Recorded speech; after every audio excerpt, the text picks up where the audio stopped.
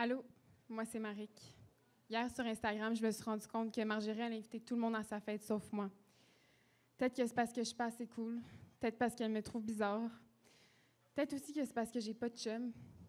Je pourrais faire semblant d'en avoir un pour faire partie de la gang. Je me trouve poche. Ça me donne vraiment pas envie d'aller à l'école demain. En même temps, si je vais pas à l'école, elles vont sûrement parler de moi dans mon dos. J'aimerais tellement ça être comme Marjorie. Elle a un beau style, elle a plein d'amis, elle est bonne au volleyball. Comparé à elle, j'ai pas grand-chose d'intéressant.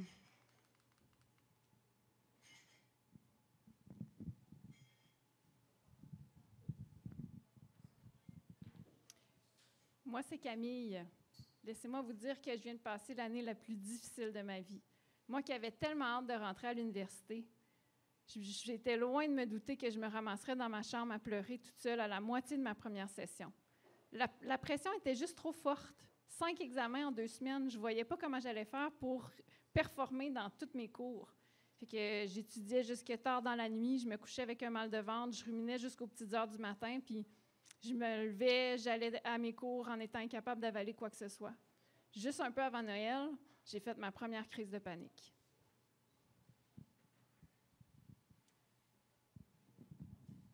Donc, ça a l'air un petit peu déprimant aussi pour commencer, sauf qu'on va arriver avec des solutions.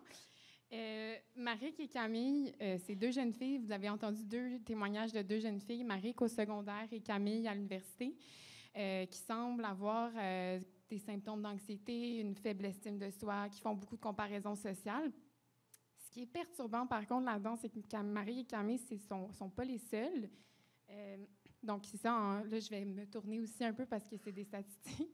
Mais donc, selon un rapport qui a été mené auprès de jeunes Montréalais en 6e année, il y aurait une détresse psychologique élevée chez les jeunes. Donc, on parle de 21% chez les garçons et 17% chez les filles. Et non seulement ça, cette détresse psychologique, elle augmente au secondaire. Donc, on est passé de 21% en 2011 et c'est monté à 29% en 2017. Donc, je ris, mais c'est pas drôle. Là. Je parle juste du fait que je dois me retourner à chaque fois. Aussi, il y a 14% des jeunes de 5 à 19 ans qui auraient reçu un trouble de santé mentale, un diagnostic de trouble de santé mentale de 5 à 19 ans. Et puis, ces troubles de santé mentale-là apparaissent avant l'âge de 14 ans dans 50% des cas et avant l'âge de 24 ans dans 75% des cas. Et puis, il y a 17% des jeunes au secondaire qui auraient reçu un diagnostic de troubles anxieux de la part d'un médecin ou d'un professionnel de la santé dans une enquête qui a été menée en 2019. Ces enjeux-là sont probablement pas étrangers au fait que le développement des compétences psychosociales ne figure pas comme une priorité dans nos programmes d'éducation au Québec. Pourtant, depuis plus de 30 ans, l'Organisation mondiale de la santé met de l'avant l'importance de développer ces compétences-là.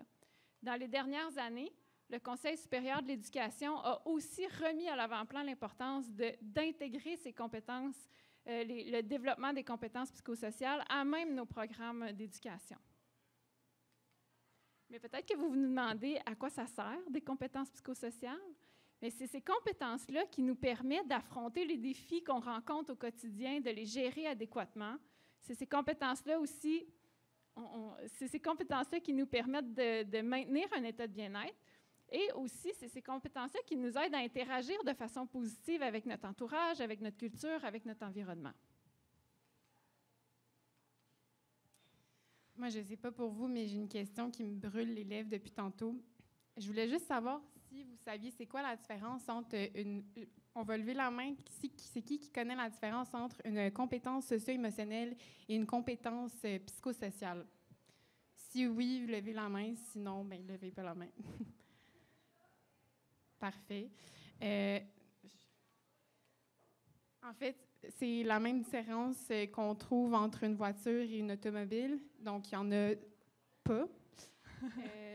En fait, c'est 2 appellations. Puis, ce qui est en fait intéressant de constater, c'est que le terme compétence psychosociale est souvent utilisé dans des quand ça vise un public qui est plus scientifique, donc dans des articles scientifiques, des choses comme ça, tandis que les compétences socio-émotionnelles sont plus souvent utilisées dans un contexte où est-ce que ça rejoint un public qui est plus général, comme vous, donc, ce soir.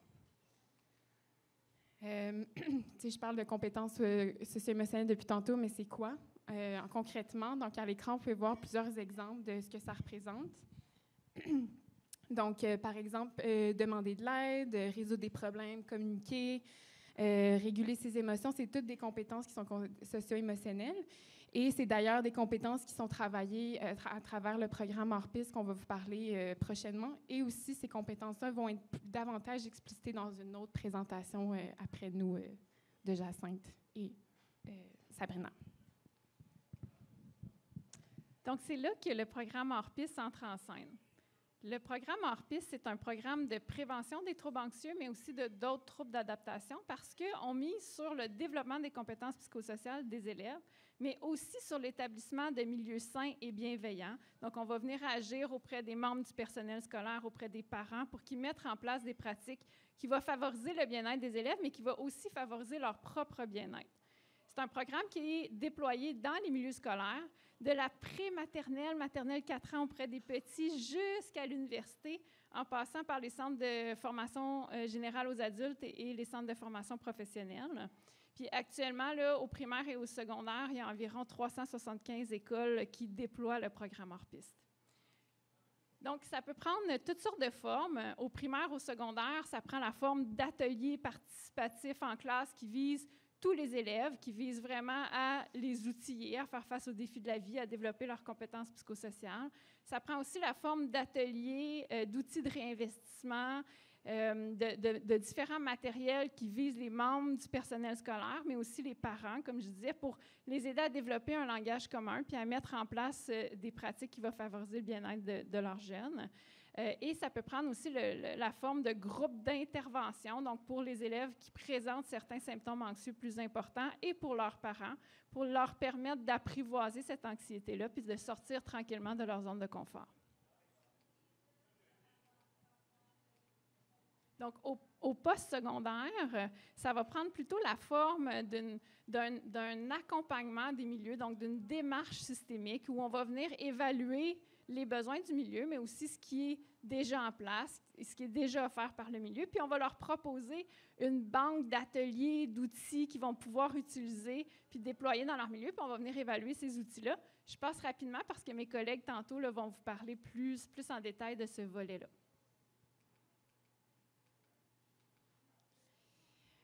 Comme vous savez probablement, il y a quand même plusieurs programmes qui existent au Québec de prévention. Donc, comme Hors-Piste se démarque comment par rapport à ces programmes, ils se distinguent de quelle manière?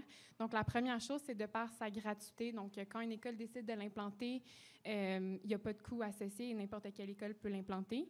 Il se démarque aussi de par... de par son approche globale. Donc, Hors-Piste, ça ne vise pas seulement le jeune, ça vise vraiment son environnement en général. Donc, on parle de, par exemple, toutes les personnes enseignantes, les parents, donc l'équipe école, le programme agit vraiment sur son environnement général. Il se démarque aussi de par son processus d'évaluation continue. Donc, chaque année, Hors-Piste est évalué auprès des jeunes. Donc, on évalue les effets. Ça nous permet de le bonifier d'année en année et aussi d'entendre aussi ce que les acteurs des milieux ont à dire par rapport au programme. Donc, ça nous permet de l'ajuster en fonction des commentaires qu'on reçoit. Il se démarque aussi par rapport au soutien qui est offert. Donc, il y a une équipe qui a été mandatée par le ministère de la Santé et des Services sociaux pour accompagner les écoles dans l'implantation. Donc, c'est une équipe complète. Une personne est associée à chaque école pour les aider dans l'implantation. Et puis, s'il se démarque aussi par la collaboration aussi interréseau. Donc, par exemple, quand une école décide d'implanter, il y a des organismes externes comme des organismes communautaires ou des CIUS qui viennent prêter main forte dans l'implantation du programme. Donc, ça favorise cette collaboration. Et puis, là, j'en dis quelques-uns. Comme vous pouvez voir, il y en a quand même plusieurs. Donc, le dernier que je vais mentionner, c'est qu'il se démarque par son continuum de la prévention à l'intervention. Donc, le programme commence par de la prévention universelle et puis tout doucement, il se décline en interventions plus spécifiques qui visent les jeunes, donc qui sont considérés plus vulnérables et qui ont des symptômes plus importants d'anxiété. Donc, Eliane vous l'a dit, on évalue les programmes à chaque année de différentes façons. Évidemment, on n'avait pas le temps là, de vous présenter toute la méthode qu'on utilise, ni tous les résultats, mais on avait le goût de vous partager quelques retombées qui ressortent de ces évaluations-là. Donc, au primaire et au préscolaire, on remarque là, entre le moment où les jeunes commencent les ateliers et le moment où ils les terminent, on remarque une diminution de l'anxiété chez les jeunes qui présentaient davantage d'anxiété au début des ateliers et une augmentation là, du sentiment de compétence sociale et émotionnelle. Et chez les élèves du secondaire, on remarque également une diminution de plusieurs symptômes anxieux et une augmentation du sentiment de compétence également. Et chez les personnes étudiantes au post-secondaire, donc en fonction de certaines initiatives, là, on remarque une augmentation du bien-être, puis aussi une motivation des personnes étudiantes à mettre en place ce qu'ils ont appris dans le programme hors-piste. Donc, si jamais vous êtes intéressé à connaître plus les résultats des programmes hors-piste, là, sur notre site web, il y a tous les rapports complets d'évaluation. Donc, ce que les élèves en pensent, puis là, je vais vous lire certains verbatim, fait que je vais plus me tourner. On avait le goût de vous partager un petit peu là, ce que disent les élèves qui participent au programme. Donc, les tout petits, maternelle, première année. Donc, ça m'a appris que si tu as de la misère, tu demandes de l'aide. Moi, j'ai appris qu'il fallait être gentil avec les autres. Chez les élèves du secondaire, oui, j'ai quand même réussi à mieux comprendre comment je me sentais la plupart du temps. Moi, je suis beaucoup plus présente à l'école et je fais beaucoup plus de décisions avec beaucoup plus de confiance. Les hors-pistes m'ont aidé à comprendre beaucoup de choses à propos de moi et m'ont permis de gérer certains de mes problèmes intérieurs. Chez les étudiants au post-secondaire, ça a des effets car au début, la pression et la tension étaient là. Au fil du temps, ça s'apaisait. C'est comme si c'était une thérapie où on est entraîné à le faire.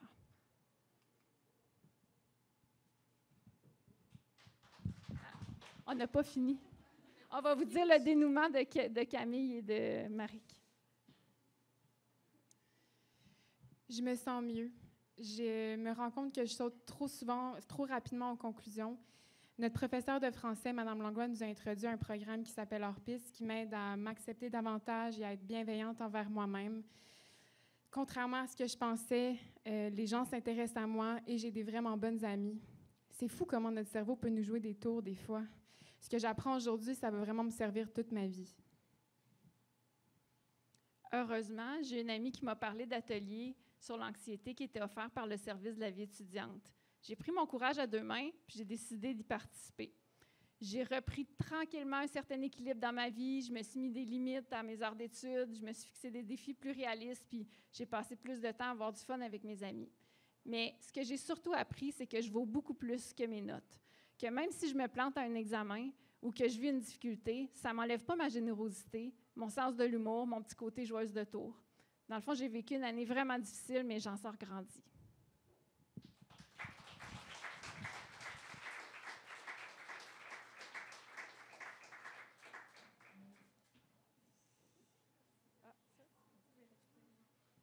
Merci beaucoup pour la super présentation et les jeux d'actrices extraordinaires. Est-ce qu'on a des questions? Donc, le micro à l'arrière est toujours disponible.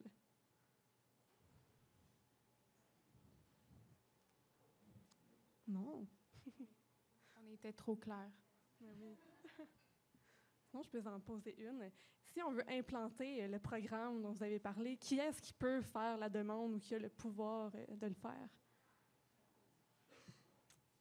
Oui, je peux peut-être répondre. Dans le fond, les demandes viennent souvent des acteurs du milieu scolaire, mais on a des parents, des fois, qui ont parlé à leur école de ce programme-là, puis après ça, que ce soit des enseignants, des professionnels scolaires, des directions d'école, contactent l'équipe qui est en charge de l'implantation du programme. Donc, vous avez le lien là, sur le site web du programme Hors-piste.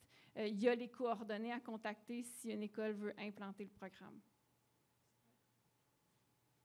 Merci. D'autres questions?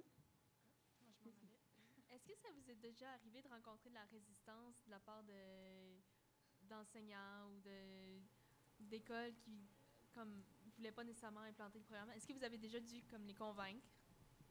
Jamais. Alors oui, effectivement, là, puis c'est vraiment l'approche qu'on privilégie. Premièrement, c'est une approche volontaire, là. Donc, on ne force pas les milieux à implanter un programme parce que vous aurez compris que si ça ne nous tente pas d'enseigner les habiletés psychosociales, ça risque pas beaucoup de fonctionner.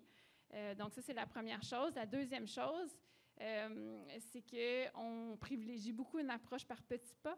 Donc, le soutien qui est offert dans l'implantation du programme par l'équipe de la Montérégie, là, elle vise vraiment ça, de regarder avec l'école, mais c'est quoi leurs besoins, mais c'est quoi aussi leur capacité, c'est quoi la réalité de leur école, qu'est-ce qu'ils ont déjà en place, puis comment on peut tranquillement implanter ce programme-là. Donc, il y a des écoles qui choisissent de l'implanter à large échelle dès le départ parce qu'ils ont une équipe super mobilisée, mais il y a des écoles qui choisissent quelques enseignants qui ont le goût d'essayer, testent une année, puis là, oups, ça découle sur d'autres classes, puis ça finit par faire boule de neige. Donc, il y a plusieurs modèles d'implantation qui est possible. Donc, puis on a aussi en place, on propose à l'école de mettre en place un petit comité où les personnes enseignantes sont impliquées, donc pour réfléchir au modèle d'implantation avec les personnes enseignantes. Donc, ça vient aussi faciliter cette collaboration-là. Mais oui, ça arrive. Oui, Félix?